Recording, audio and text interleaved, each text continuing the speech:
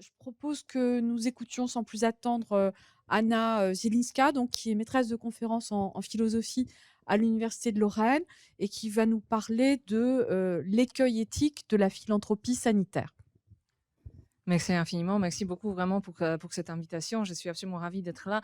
Ravie aussi d'être entourée de gens que je lis, que j'admire, avec qui je collabore aussi. Je vais en parler d'ici quelques instants. Donc, le fait qu'aujourd'hui nous nous penchions sur ces questions tout particulièrement et non pas sur des questions habituelles, gestion, Covid, et cetera, réponse, non, là, on est vraiment dans un nouveau paradigme qui s'ouvre, à savoir la grande question de savoir comment on va, s'en sortir, comment on va gouverner la santé au niveau, mondial. Je pense que c'est essentiel et vraiment merci infiniment Emmanuel et chère camarade, co-organisatrice pour cette idée et pour cette formulation de nos questions. Donc moi, je me suis intéressée à la question de la philanthropie sanitaire pour une raison qui n'est pas tout à fait surprenante sans doute. Comme beaucoup d'entre vous, fut un temps, j'ai été pendant très longtemps fan de Bill Gates, hein. Évidemment, vous voyez, j'ai suivi les travaux, l'argent qu'il donnait à Épicentre, donc aux Médecins sans frontières. Et je pense que c'est vraiment formidable ce qu'il a fait pendant très longtemps. Donc, fan de Bill Gates, ça c'est le point de départ. Ensuite, j'ai été, bah, voilà, il a son travail sur polio, vous connaissez son travail sur polio, il a contribué à quasiment l'éradication de la maladie. Mmh, polio. Avec quoi on éradique polio? On le fait avec un petit vaccin inventé par un chercheur juif russe qui est arrivé aux États-Unis, qui a inventé ces vaccins dans les années 50. Il s'appelle, hem, c'est docteur Salk dont il est question. Jonas Salk. Et qu'est-ce qui s'est passé avec Jonas Salk? Vous connaissez cette histoire. On lui a posé la question de savoir qui est les propriétaires de ces vaccins. Et Salk a dit: «Mais les gens, vous. Je ne vais pas breveter un vaccin. On ne peut pas breveter les soleils. Je ne vais pas breveter les vaccins.» Il a perdu ainsi, selon les estimations, 4 milliards de dollars. Et ce qui est paradoxal dans cette histoire, et ça va être mon point de départ, c'est que Bill Gates est devenu l'homme qu'il est du point de vue de la philanthropie sanitaire, donc vraiment quelqu'un de formidable pour polio notamment. Il est devenu ce qu'il est grâce à un vaccin qui n'a jamais été breveté. Or, il s'avère, avec Fabienne Orsi qui est ici présente, ça fait des années presque qu'il est, qu'on se bat pour la libération des vaccins, la libération des brevets sur les vaccins contre le Covid. Et moi, je me suis posé la question assez rapidement de savoir comment ça se fait qu'il y a une si grande résistance devant cette idée selon laquelle ces brevets devraient être libres. Et la réponse, c'est de nouveau Bill Gates, me semble-t-il. En tout cas, c'est ça mon hypothèse. Bill Gates, qui est le plus grand donateur personnel dans la lutte individuelle, dans la fondation évidemment, et dans la lutte contre la Covid, c'est aussi quelqu'un évidemment qui vit dans le modèle économique est basé sur l'idée des propriétés intellectuelles. Il ne peut pas mettre en cause l'idée des propriétés intellectuelles, puisque sinon le Bill Gates tel que nous les connaissons ne pourrait pas exister. Donc, dans cette fondation et dans son œuvre au profit de la lutte contre le Covid, nous avons une espèce de une condensation du paradoxe de la philanthropie sanitaire. Il y a des choses formidables, mais ces choses formidables dépendent du problème qui est co-créé par les personnes qui sont derrière tout cela. Là, je vous montre, on va évidemment pas s'arrêter dessus, mais là, je vous montre toute une série d'appels et d'actions que nous avons entrepris pendant plusieurs mois en 2021 en faveur justement de cette idée selon laquelle les vaccins contre le SARS-CoV-2 devraient être considérés comme des biens publics mondiaux. Donc évidemment, tout cela a été mené d'abord par les chercheurs en sciences humaines et sociales et ensuite aussi par des grands journaux. Là, vous voyez des articles d'avril 2021 où même les scientifiques se sont rangé de notre côté pour dire: «Bah non, arrêtons les brevets, on ne peut pas progresser de cette façon». Bien, donc COVAX, qui est donc l'organisme que vous connaissez très bien, c'est un organisme qui a été nourri beaucoup par l'argent privé, notamment par l'argent de Bill Gates. Donc, ce que je vais faire maintenant, très rapidement, vraiment, c'est de revenir sur plusieurs éléments. D'abord, je vais vous dire deux, trois choses au sujet du philanthrocapitalisme.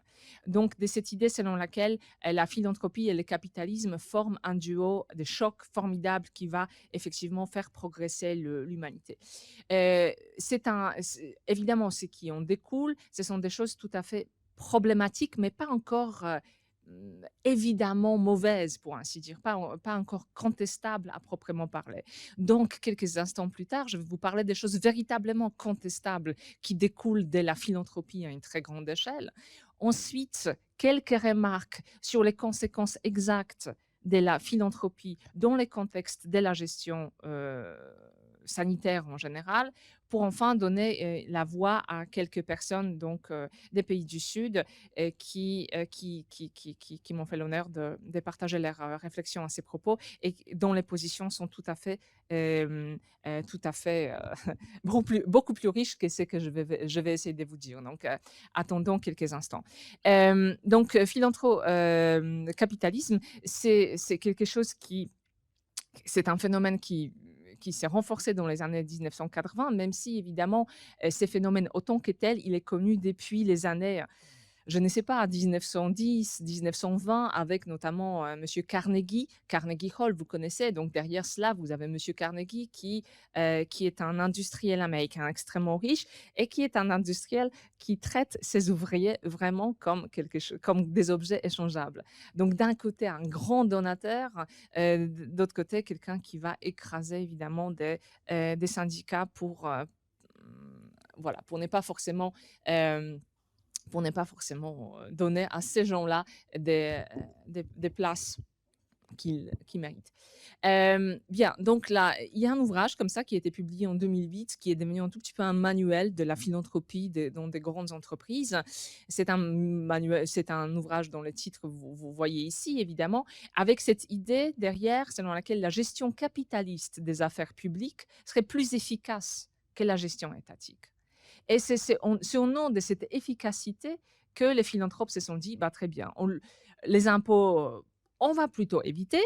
En revanche, on va donner de grandes quantités d'argent à tout un ensemble d'organismes, que nous choisissons grâce à nos conseillers. Qui sont nos conseillers et qui sommes-nous? Ben, nous faisons partie d'une certaine classe sociale qui va promouvoir une certaine vision du monde. Donc l'argent qui va être ainsi injecté, cet argent va promouvoir une certaine vision du monde qui correspond à un certain modèle. Donc déjà, là, on a un problème.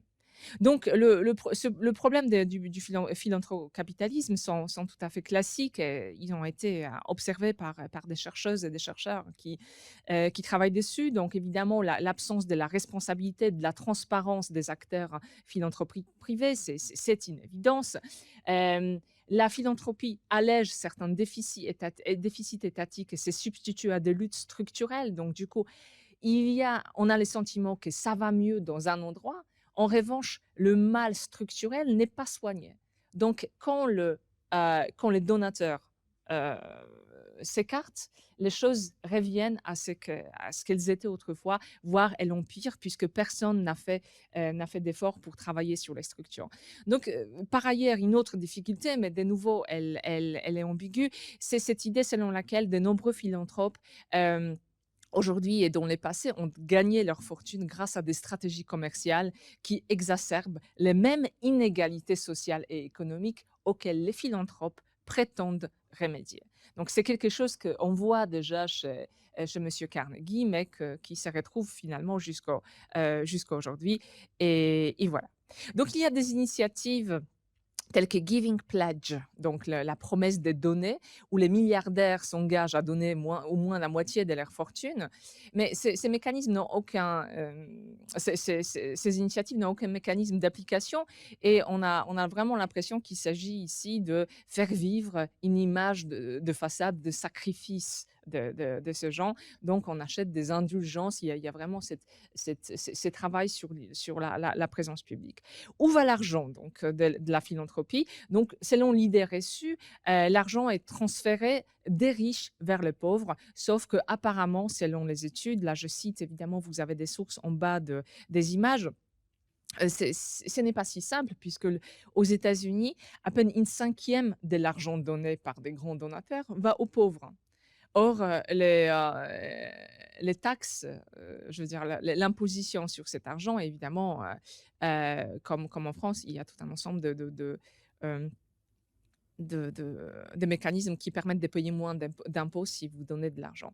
Une grande partie va aux arts, aux équipes sportives et à d'autres activités culturelles. La moitié va à l'éducation et à la santé. Mais de nouveau, une santé assez particulière, on va y revenir. Les plus gros dons dans l'éducation en 2019 sont allés aux universités en Angleterre et aux écoles d'élite que les riches avaient eux-mêmes fréquentées. Donc, si vous avez 5 milliards de dollars, vous allez les donner à Oxford, je sais pas, à Harvard et à Oxford, c'est selon votre pays, au lieu de saucissonner cet argent et les donner à State University, à Kansas ou quelque chose comme ça. Vous voyez, donc il y a des choix qui se font, qui font que le budget actuellement de Harvard, c'est le budget, c'est le PIB de la Pologne, par exemple, pour vous dire.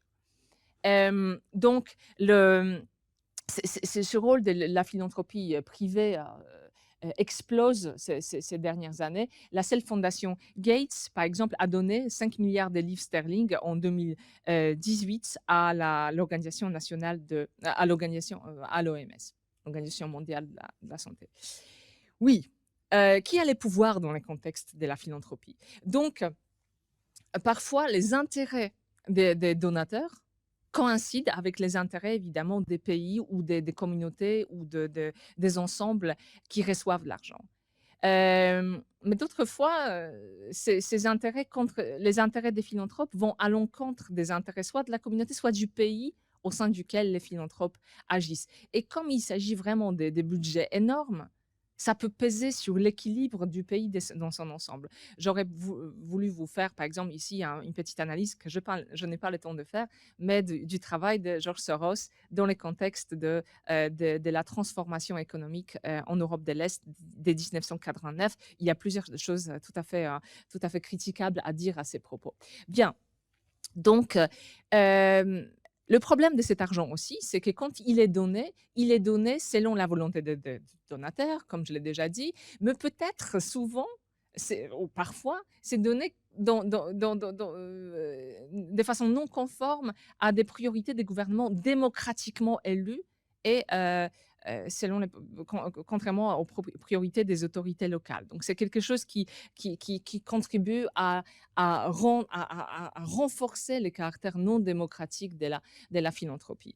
Donc, la philanthropie permet à beaucoup d'éviter la question de la justice économique. D'accord? Parce que ce n'est pas la question de justice que de donner de l'argent. La justice, c'est la redistribution, c'est repenser les systèmes. Là, on a quelque chose de complètement différent à faire. Donc ça, c'est pour les doutes, pour des choses qui sont délicates, mais on pourrait discuter. Je peux entendre plusieurs arguments qui réfutent ces doutes-là. Mais il y a des choses affreuses qui se passent avec l'argent de la philanthropie. Je voudrais que nous en soyons conscients aussi, de façon à voir qu'il s'agit d'un phénomène au moins complexe. Donc là, quelques vices de la philanthropie, évidemment, c'est par exemple l'empire Koch. Donc, ce sont de frères Koch, vous savez, ce sont des industriels américains qui ont financé beaucoup de recherches pour nourrir le déni climatique. D'une part. Ensuite, donc, on a affaire à donc ça, d'une part, ils ont financé ce genre de choses, et par ailleurs, ils ont financé des think tanks des droites, d'extrême droite, avec un certain agenda, etc., etc. Donc, beaucoup de leur argent est parti pour construire un certain modèle politique qui ensuite nourrit, par exemple, la politique ou l'électorat et ensuite la politique de Donald Trump. Là, il y a plusieurs ouvrages à ces propos que je vous conseille vraiment vivement, comment la philanthropie de la famille Koch a joué un rôle important. Là, vous voyez, c'est une photo que j'ai prise il y a une semaine à l'université de Tel Aviv. Il s'avère que c'est mon campus préféré. Qu'est-ce que nous voyons ici? C'est la faculté de médecine. La faculté de médecine qui porte le nom de Sackler. Sackler, c'est la famille, évidemment, qui est responsable, hélas, comme vous voyez, ça c'est le point 2, c'est la famille qui est responsable de la crise des opioïdes aux États-Unis aujourd'hui par leur action véritablement mensongère, par le fait d'avoir sponsorisé des études qui montaient tout simplement sur le caractère non offensif ou non problématique de l'opium dans ces médicaments que vous voyez ici, Oxycontin, très bien connu.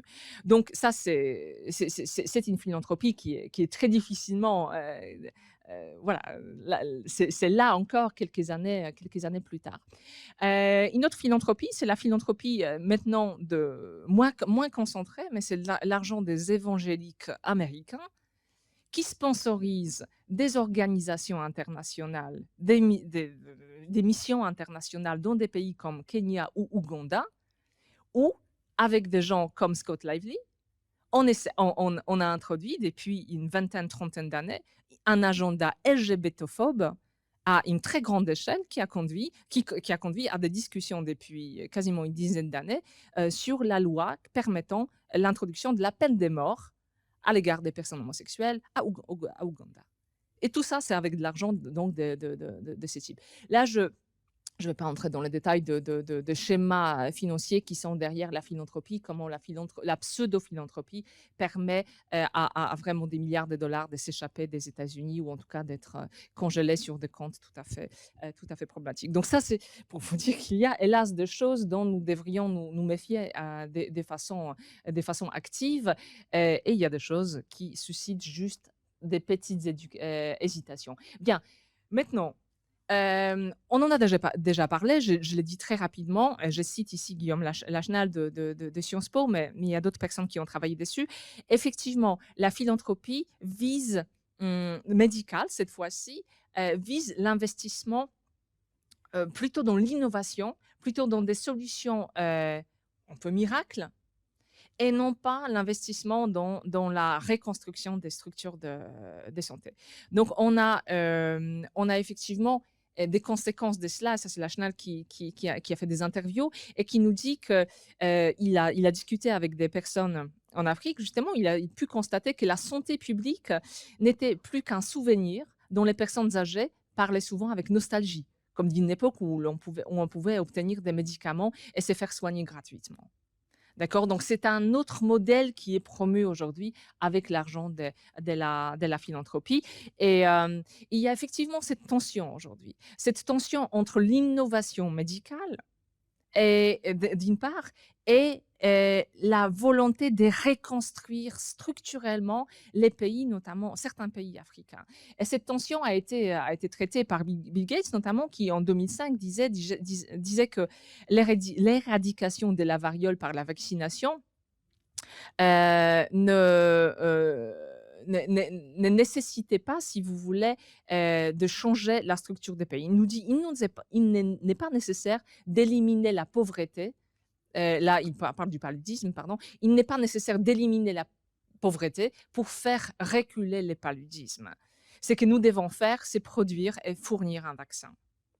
C'est évidemment une ambition tout à fait vertueuse et c'est formidable. Mais tout le monde sait que le paludisme n'est pas juste une maladie virale, c'est aussi la maladie de la pauvreté. Si on traite, si on gère uniquement la partie vaccinale, dès que les organisations internationales se retirent, il n'y aura plus du tout de gens pour faire tenir cette résistance. Donc là, je cite l'UNICEF. L'UNICEF nous dit que les pays ont besoin d'un système de santé stable, doté de solides services de vaccination systématique et de santé pour augmenter la couverture vaccinale et stopper définitivement la propagation du virus sauvage de la polio. Là, je cite beaucoup des virus, pardon de mettre tout ça ensemble, mais les problématiques sont souvent assez similaires.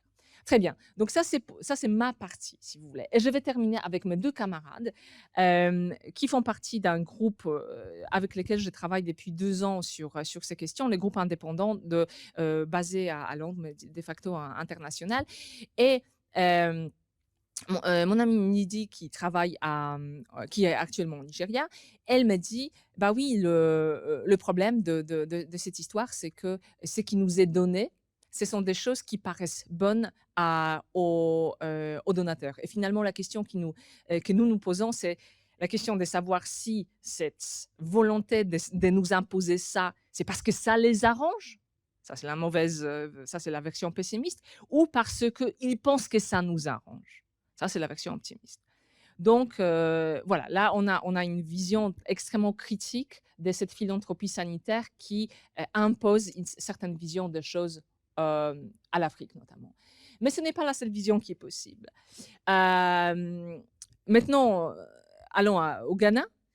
Là, j'ai complètement une autre voix et c'est avec cette voix que bon, je vais terminer avec une autre voix encore. Mais là, César Autir nous dit qu'il a essayé donc en ce moment de travailler sur des vaccins au Ghana, justement.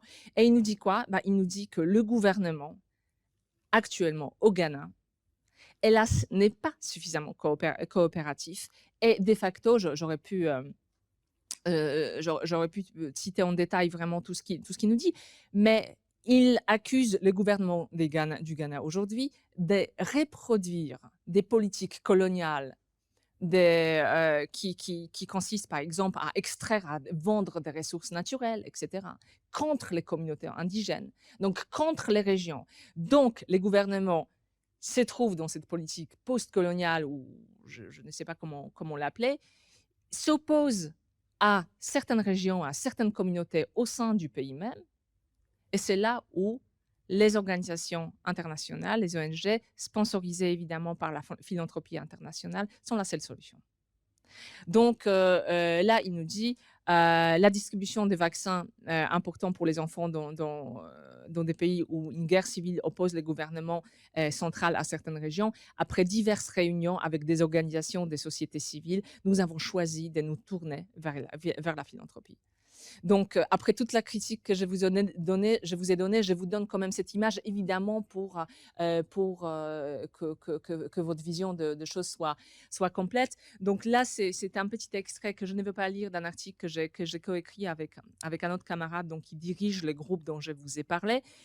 Et dans cet article, nous disons, bah, écoutez, ce qui est important vraiment, c'est de travailler sur la souveraineté sanitaire des gens, la souveraineté des pays. La souveraineté sanitaire, ce n'est pas seulement parce que c'est quelque chose il ne faut pas la défendre juste parce qu'elle est bonne. Elle est aussi extrêmement efficace dans la diminution de la méfiance à l'égard des vaccins et à l'égard de toutes sortes de traitements et des procédures. Si les gens ont l'impression localement de décider de ce qu'ils font, ben évidemment, la situation va être infiniment meilleure. Très bien. Donc, non, je m'arrête ici. J'aurais bien voulu parler avec Kofi Annan de biens publics mondiaux. Il en a déjà parlé il y a 22 ans. Je pense que cette conversation ne peut véritablement finalement commencer qu'aujourd'hui. Et là, je rejoins plusieurs voix que j'ai entendues ici qui disent qu'on est à un moment charnière. Donc, saisissons-le.